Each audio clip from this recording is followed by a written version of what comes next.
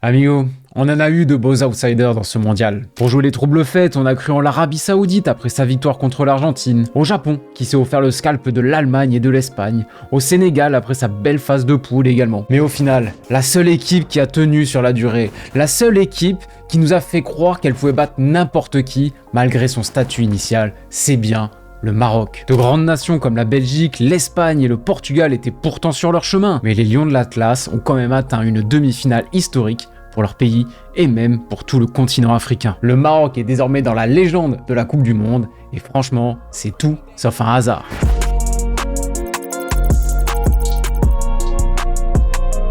Avant de commencer, je te propose un petit jeu concours. Amigo, les fêtes approchent, j'ai envie de vous faire un petit cadeau. J'ai un jeu FIFA 23 à te faire gagner, donc si tu as envie de tenter ta chance, il te suffit de me rejoindre sur Instagram. Je te mets mon pseudo juste là. Je te mettrai toutes les conditions pour participer au jeu concours sur mon dernier post, tu verras. C'est super simple et c'est totalement gratuit. Je te mets aussi un petit lien direct dans la description.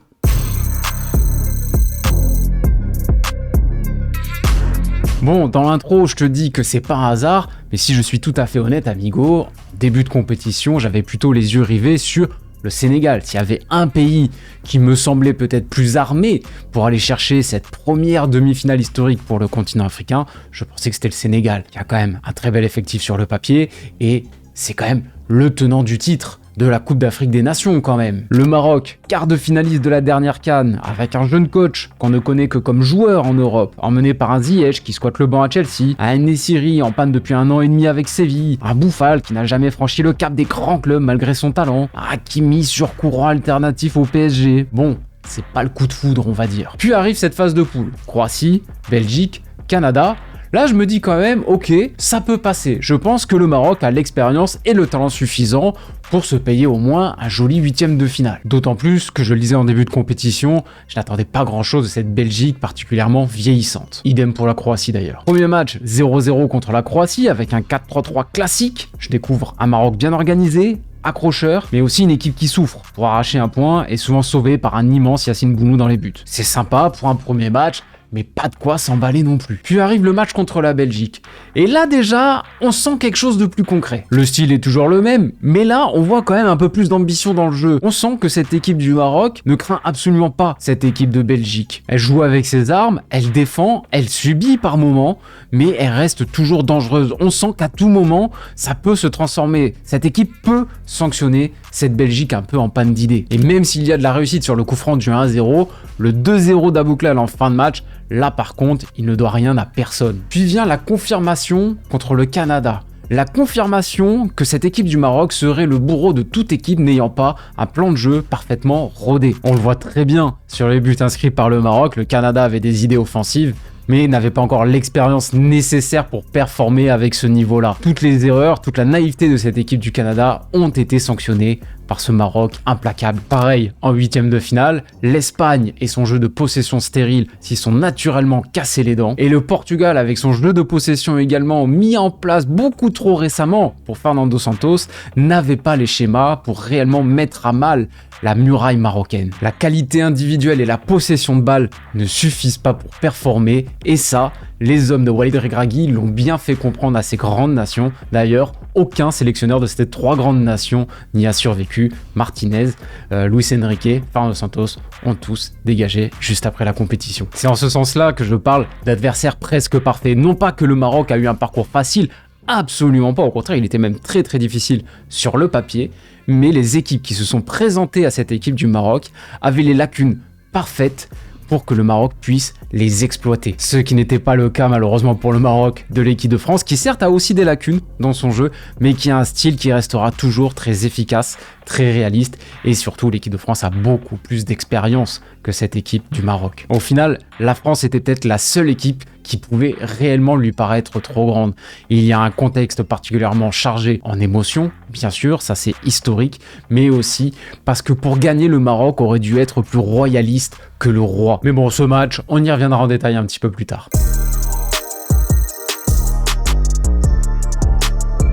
Bon, j'ai lu et entendu pas mal de critiques tout au long de cette compétition sur le jeu du Maroc. Bon, à peu près toujours les mêmes critiques sur le beau jeu, le manque de possession de balles, blablabla. Je ne vais pas me répéter, j'en ai déjà longuement parlé dans d'autres vidéos et notamment lors de la vidéo de la semaine dernière. Bon, personnellement, j'ai pris beaucoup de plaisir à voir cette équipe du Maroc surprendre à chaque fois tour par tour. Ah, par contre, le Portugal, évidemment, là, ça m'a fait un petit peu plus mal. Mais en tout cas, j'ai pris beaucoup de plaisir. J'ai bien aimé la manière dont cette équipe du Maroc a performé, mais j'ai eu l'impression que ce n'était pas forcément le cas de tout le monde. D'ailleurs, Walid Regragui a tenu le même discours quelques jours après. Ça m'a bien fait plaisir, j'ai bien kiffé. Cette possession de balles, mais c'est extraordinaire. Comment même vous, les journalistes sportifs, ça vous fait rêver. 60-70% de possession de balles, t'as fait 2 tirs dans le match. Mais bon, je ne vais pas me répéter encore une fois, sinon le disque va commencer à se rayer, mais je te mets un lien vers son interview complète, franchement c'était vraiment intéressant. Bref, je respecte les équipes défensives de manière générale, mais dans ce cas précis, j'ai encore plus envie d'insister parce que je trouve que ces critiques viennent un petit peu éclipser, réduire le fait que cette équipe a réellement du talent. Bon, Yacine Bounou, je vous en parlais avant le mondial, en vous disant que ce gardien était clairement sous-coté, que c'était vraiment un gardien de très très haut niveau, je pense que maintenant, tout le monde est d'accord. Saïs et Aguerd sont 2 défenseurs extrêmement solides et intelligents. Hakimi et Mazraoui, clairement l'une des plus belles paires de latéraux de ce mondial. Peut-être même la plus belle d'ailleurs, je sais pas ce que t'en penses. Sofiane Amrabat, que j'avais déjà trouvé pas mal avec la Fiorentina les quelques fois où j'ai pu le voir jouer, là a été absolument monstrueux, très physique mais aussi très juste techniquement, capable de ratisser très large dans ce rôle de numéro 6, juste devant la défense, mais aussi de se projeter, d'apporter quelque chose en phase offensive. Si Liverpool s'y intéresse, honnêtement, c'est pas par hasard, je trouverais ça vraiment intéressant de le voir tenter sa chance dans un très grand club. Puis il y avait Unai, la pépite. Alors, on le connaissait déjà un petit peu parce qu'il montrait de belles choses pour ses débuts avec Angers cette saison, mais là, il a littéralement explosé. S'il a eu des éloges de la part de Luis Enrique et de Kaka, c'est pas pour rien, parce que techniquement, c'était quand même du très très haut niveau ce qu'il nous a proposé. Il a été extrêmement précieux et c'est lui qui faisait vraiment le lion dans toutes les transitions défensives-offensives et qui a permis vraiment à ce Maroc d'être dangereux. Pour moi, c'était vraiment lui la première rampe de lancement. Il a été extrêmement précieux. Vraiment, j'ai adoré son rôle de pointe haute dans ce milieu à 3. Vraiment incroyable mondial de sa part. Je sais pas s'il va confirmer ou c'était juste un one season wonder, je ne sais pas, mais en tout cas le potentiel est clairement là. Sur les côtés, t'avais Ziyech et Boufal qui ont su mettre leur magie au service du collectif et qui ont travaillé comme jamais, et devant t'avais En-Nesyri qui, je le maintiens et ça depuis quand même pas mal de temps maintenant sur cette chaîne, a un potentiel absolument dingue d'un point de vue physique notamment. Il a un physique absolument dingue, il va quand même assez vite, il est très grand, il est très costaud, il est très mobile, il a une grande détente. Si seulement il pouvait se relancer grâce à ce mondial, parce que là cette saison il a 0 but en championnat avec Séville, et s'il arrive un petit peu à améliorer sa finition, il peut reprendre sa progression et peut-être retrouver le chemin des très grands clubs, parce que j'oublie pas sa saison monstrueuse qu'il avait faite avec Séville il y a à peu près 2 saisons. Et encore là je te parle que des plus grands noms et des titulaires, mais t'as eu pas mal de joueurs également de compléments qui se sont montrés excellents. C'est un groupe jeune, talentueux et avec un super état d'esprit, donc le réduire comme certains le font, avec certainement de la mauvaise foi, mais le réduire à une équipe de bras cassés qui a mis le bus et qui a marqué sur des coups du sort, honnêtement, je trouve ça malhonnête. Prenez le but marqué contre le Portugal, par exemple. La transition est parfaitement jouée.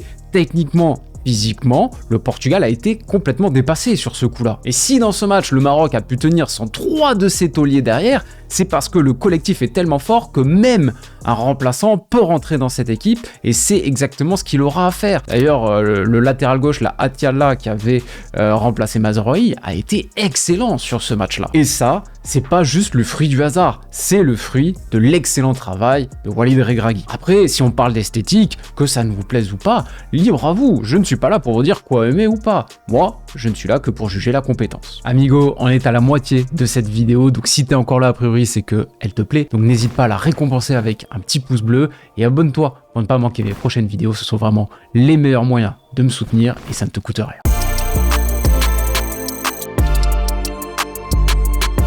Bon, il faut évidemment revenir sur cette demi-finale, sur ce France-Maroc, parce que si le Maroc a perdu ce match, ce n'est pas par manque de talent. C'est surtout parce qu'en face, il y avait une équipe qui applique les mêmes principes, les mêmes préceptes, et ce depuis bien longtemps. Avec Regragui d'un côté et Deschamps de l'autre, on avait le prince de l'efficacité contre le roi de l'efficacité. Donc déjà, sur le papier et au tableau noir, tu pars avec deux gros désavantages. Mais si en plus de ça, tu arrives avec une équipe amoindrie physiquement, ça devient quasiment impossible, puisque on n'oublie pas que cette équipe a dû débaucher énormément d'énergie pour venir au bout de l'Espagne, avec des prolongations et des tirs au but, pour venir à bout également du Portugal, même si là il n'y a pas eu de prolongation, mais courir après le ballon c'est toujours très très compliqué. Si tu as joué un minimum sérieusement au foot, tu sais à quel point c'est dur de courir quand t'as pas le ballon dans les pieds. Alors te pointer face à un monstre physique comme l'équipe de France sans être à 100% de tes capacités, mais en plus de ça, sans plusieurs joueurs absolument essentiels de ton 11 de départ, c'est trop. Naïef Aguerd, forfait de dernière minute. Saïs, qui a tenté tant bien que mal de jouer, mais qui n'y arrivait pas, qui était vraiment beau, il a dû sortir très rapidement. Mazraoui a joué, mais bon, il revenait également de blessure, il était probablement pas à 100%. Ça fait quand même beaucoup. Et si en plus, tu te retrouves mené au score après seulement quelques minutes de jeu, là, c'est trop, c'est beaucoup trop. Déjà, faire l'exploit en jouant son jeu habituel et avec une équipe à 100% face à la France, c'est compliqué.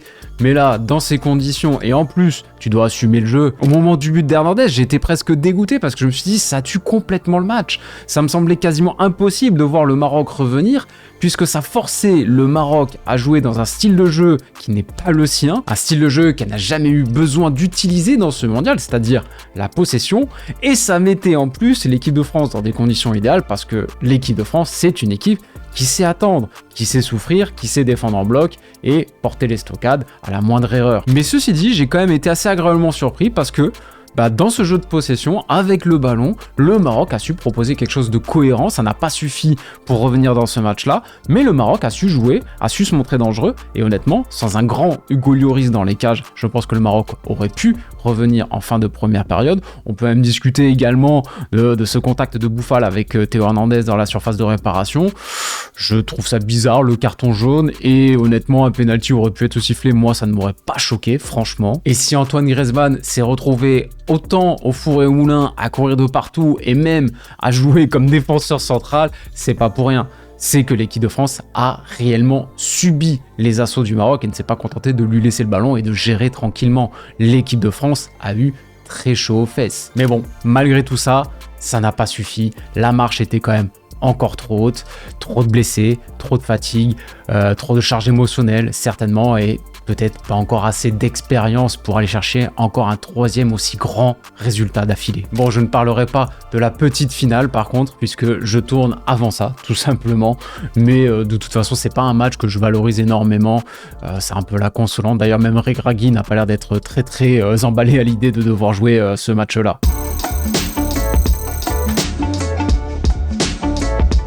Et pour terminer, on va rendre hommage à l'homme qui a rendu tout cela possible. Et un hommage vibrant. Parce que je pense sincèrement que cet homme a contribué à changer certaines mentalités en Europe et en Afrique. Et cet homme-là, tu l'as bien deviné, c'est Walid Regragui. Prendre les rênes d'une sélection aussi tard quand on est un jeune coach et avoir des résultats aussi incroyables aussitôt, c'est une performance absolument dingue. Être le premier coach à mener un pays africain demi-finale de Coupe du Monde avec un parcours extrêmement compliqué, jonché de grandes nations et avec un effectif qui ne te permet pas normalement d'évoluer à ce niveau-là, c'est vraiment le collectif qu'il a mis en place qui lui a permis d'arriver à hisser cette équipe à ce niveau-là. Je trouve ça grandiose. Et non seulement il y a eu les résultats, mais il y a aussi eu le discours. Parce que là, on n'est pas juste sur le petit poussé de la compétition qui est passé par là et qui a réussi sur quelques malentendus. Non, il y avait des ambitions claires et affichées. Et le discours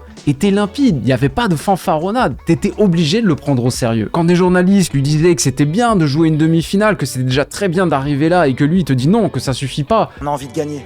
On a envie de gagner pour l'Afrique, on a envie de gagner pour les pays qui sont en voie de développement, qui dans le football, pour qu'ils apprennent qu'aujourd'hui on peut gagner avec un minimum, parce que c'est le football. Il n'y a pas qu'une manière de jouer. Moi je trouve ça juste totalement sain et totalement dans l'esprit de ce sport. Donc ce discours ambitieux accompagné des actes, pour moi, ça doit être quelque chose d'inspirant pour tout le continent africain, mais je trouve aussi que son discours sur sa manière de jouer va remettre un petit peu la tête à l'endroit de certaines nations européennes, de certaines nations qui ont tendance plus à jouer pour les téléspectateurs, pour les épater, plutôt que pour faire rayonner leur nation. Tout à l'heure, on parlait de la petite finale et je disais qu'Oregragui n'avait pas l'air de s'y intéresser plus que ça, mais je vais même plus loin.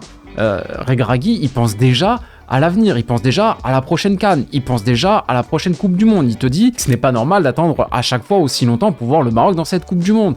Il te dit que la prochaine CAN, c'est demi-finale minimum, et que s'il n'y arrive pas, eh ben, il prendra la porte de lui-même. L'ambition, l'exigence, le résultat, la gagne. Voilà, on remet un peu l'église au centre du village, et rien que pour ça, j'ai envie de dire merci Walid Regragui. Le Cameroun en 90, le Sénégal en 2002 et le Ghana en 2010 ont fait naître l'espoir. Le Maroc, avec ce parcours légendaire, a montré que c'était possible. Reste à savoir maintenant quel sera le premier pays africain à décrocher le Graal.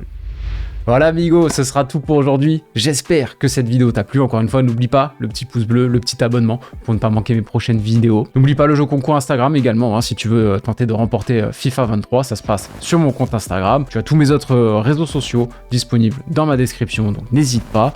Moi je te dis à la prochaine. Ciao ciao.